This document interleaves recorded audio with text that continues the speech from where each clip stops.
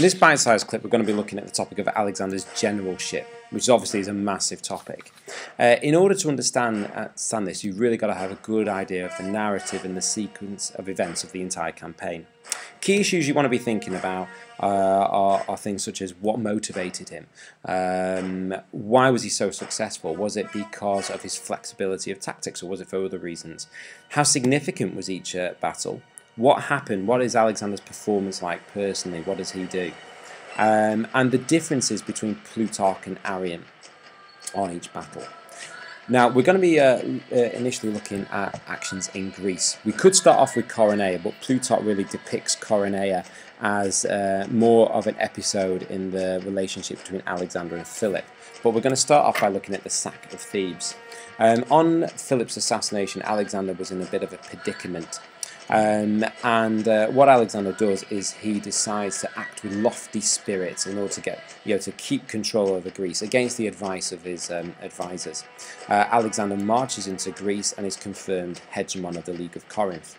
He then goes north in order to secure his borders from an Illyrian threat, and it's up here that a rumour comes into Greece that he's been killed, which sparks a general revolt from Athens and Thebes. Alexander's marched into Greece a second time, and it's at this point that he decides to sack the city of Thebes. Alexander's attack at Thebes in the Plutarch is fairly brutal. 6,000 are killed, 20,000 enslaved. Plutarch employing his Timoclea anecdote in order to sort of divert your attention from the brutal attack of this city. But you can really sort of get a picture of Alexander's motives in destroying Thebes with his Plutarch quote when he says that it was to frighten the Greeks into submission, making Thebes a terrible example. Once the Greeks are firmly under control, Alexander, remember, is lenient to the Athenians. Alexander then embarks on his campaign against Darius, and the first engagement is at the Battle of Granicus River in 334 BC. At Granicus, there are concerns about the river where the Macedonians are fighting, and also about the month, because the month is not the traditional month that Macedonians fight in. Alexander sweeps all these scruples aside, declaring that their Hellespont would blush for shame if he turned back. Even renames the month. Granicus in the Plutarch is depicted as a great big cavalry charge, with no real tactics at all. Even Plutarch sort of brands Alexander's actions as more of a desperate madman rather than a prudent commander.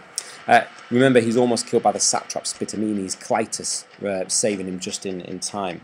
His main phalanx do experience problems crossing the river and climbing up the banks.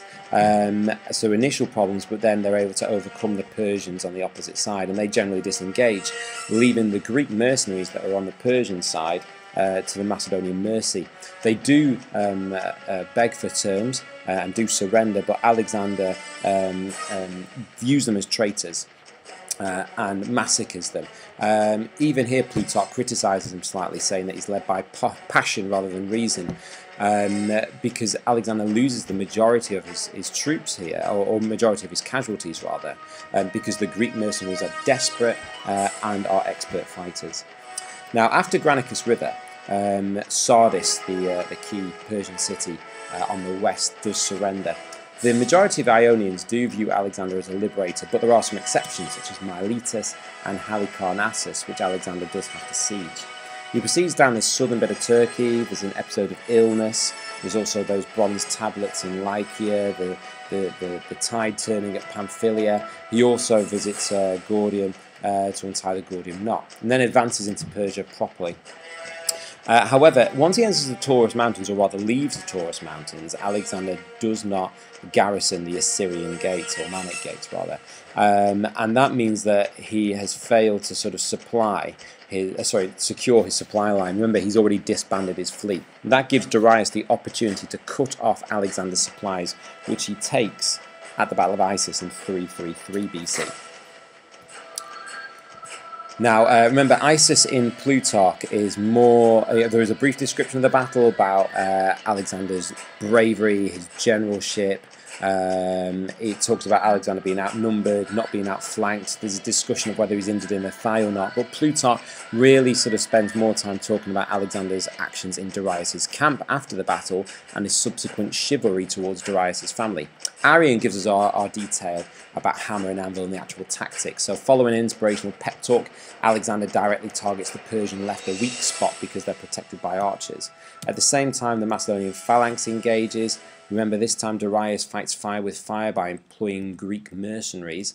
Our phalanx still experiences problems, so maybe those lessons at Granicus hadn't been learned, and the Persian right wing pushes back Parmenio's left wing. The tipping point is when the Persian left flees, and that allows Alexander to attack the Persian position on two fronts. This leads to Darius panicking, fleeing, and that triggers a general Persian retreat. In terms of significance, Isis is crucial. From our legal Corinthon and congratulations, the fact that Alexander has captured Phoenicia with access to Egypt, and furthermore reinforcing his control over the Greeks, to the capture of those Greek envoys in Darius' camp. However, Darius has fled. He's maintained the support of his satraps and his army, so there will be another engagement again at Gaugamela in 2 more years. Once we've got Isis out of the way, Alexander decides to attack the coastal fortresses of Tyre and Gaza, and that allows him access into Egypt. We've got the whole Egyptian expedition from the foundation of Alexandria to the visit to Siwa, and the general administration and organising this really wealthy, powerful location. Following the Egyptian expedition, Alexander aims to finish off the Persians at Gaugamela in 331 BC. To a certain extent, Darius has learnt an awful lot of lessons from the previous 2 battles. So this time at Gaugamela, it's perfect territory for a Persian army to operate and overwhelm opponents. The ground is prepared for him able to deploy his chariots. He even keeps his army battle ready throughout the entire night, because previously the Macedonians have always attacked straight away. This means that the Persian spirit is sapped by the morning. That's from Arrian. Again, Arrian gives us a little bit more strategic detail. Plutarch does go into a lot more detail than he does at Isis, but mainly it's really to criticise Parmenio's actions and Darius, maybe. Alexander is able to adapt his tactics brilliantly at Gaugamela from the arched wheeled cavalry run in order to pull the Persian cavalry away from the prepared battle area. The Persian cavalry does take that bait, and it means that the Persian cavalry will subsequently get tied up in the hidden peltasts that Alexander has deployed. The Macedonian phalanx is attacked by scythed chariots, but the phalanx is so well trained that it can split on sight of those chariots and then subsequently advises. The Persian heavy cavalry on the right, as at Isis, push back the Macedonian position on the left. Once the Persian cavalry on the left wing have been taken care of almost by the peltast, Alexander is then freed up to directly attack Darius in the centre. What that leads to is, because he's able to attack Darius personally, Darius panics and flees, using his chariot to even run over his own troops, and Plutarch tells us that he flees on a mare that had recently foaled. It's at this point Alexander's got a decision to make. Does he follow Darius and finish this war? But then he gets a message about Parmenio being concerned about the Persian position and the attacking of their baggage. Alexander does say that Parmenio must have lost his wits, but decides to go and aid Parmenio and secure his army, leaving Darius to escape, which Parmenio is really criticised heavily for in the Plutarch.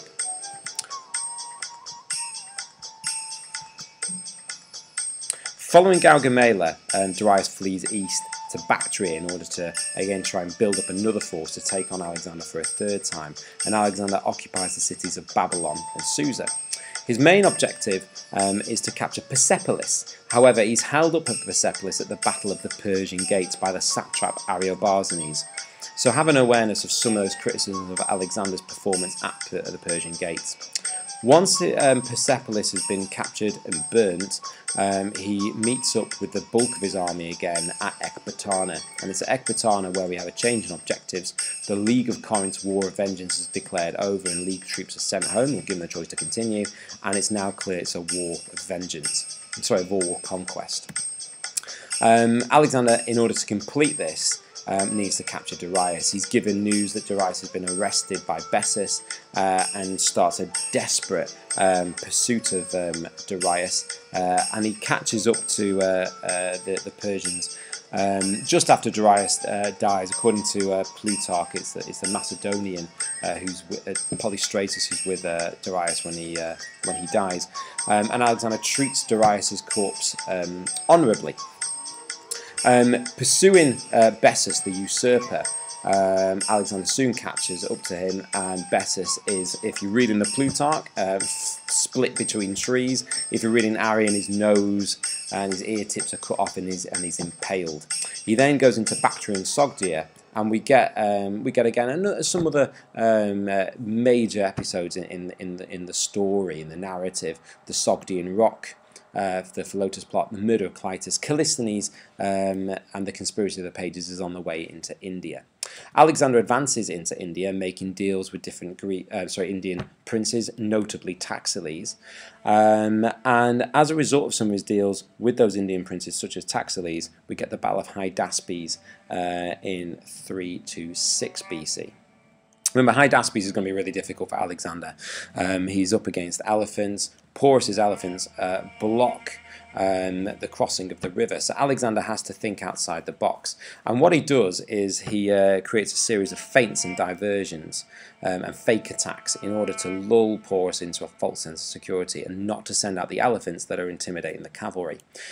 Finally, what Alexander decides to do is on a dark and moonless night, he uses the opportunity to cross onto a small island and to get the majority of his force over. It's at this point several of his men are struck by lightning, and Alexander refers to the Athenians, saying that he's doing everything for their benefit. The important thing for his generalship, though, is that he correctly gauges that he can hold that side of the bank in time for his main army to advance. At Hydaspes itself, again, we've got a different adaptability of tactics. You could say to a certain extent Alexander and his horse archers are the diversion, because the whole intent is that Porus transfers his right-wing cavalry over. That then means that the Indian right is under-defended, and that then allows Coenus to outflank the entire battlefield and attack the Indian cavalry. At the same time this is happening, remember, the Macedonian phalanx is advancing. And the great thing about Alexander's generalship at this example is that he's able to turn Porus's strength against him, whereas elephants turn against his own troops. Obviously, we've also got the issue of Alexander's leniency to Porus when he treats Porus as a king. But really, the big point of significance of Hydaspes is that you can see it's a direct link to the mutiny at Hyphasis, where Alexander's armies refuse to go on. Plutarch says that their courage has been blunted. After the successful sort of reconciliation at Hyphasis, we've got Alexander journeying down the Indus. We have the attack against the Malians. He's injured, remember. Again, you could use that as pros and cons for generalship. Pros is that he's inspiring his army, setting an example, and his army are genuinely concerned when he's injured. But the cons are, is he perhaps reckless jumping into that fortress with only 2 of his bodyguards? We've then got the Gedrosian Desert, which curiously both of our sources don't really criticise Alexander for, despite the obvious hardship.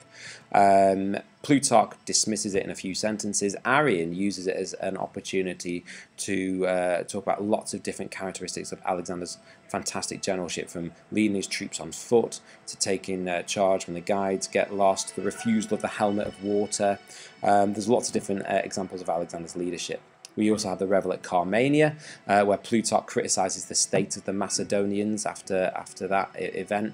The Susa weddings, and then the final issue to do with generalship, I suppose, is the second mutiny of the Macedonians at Opis. So your big question is, what makes Alexander successful? Is it his flexibility of tactics, Is it other factors, or is it the Persian opposition, or the strength and the discipline and the training of his own Macedonian troops?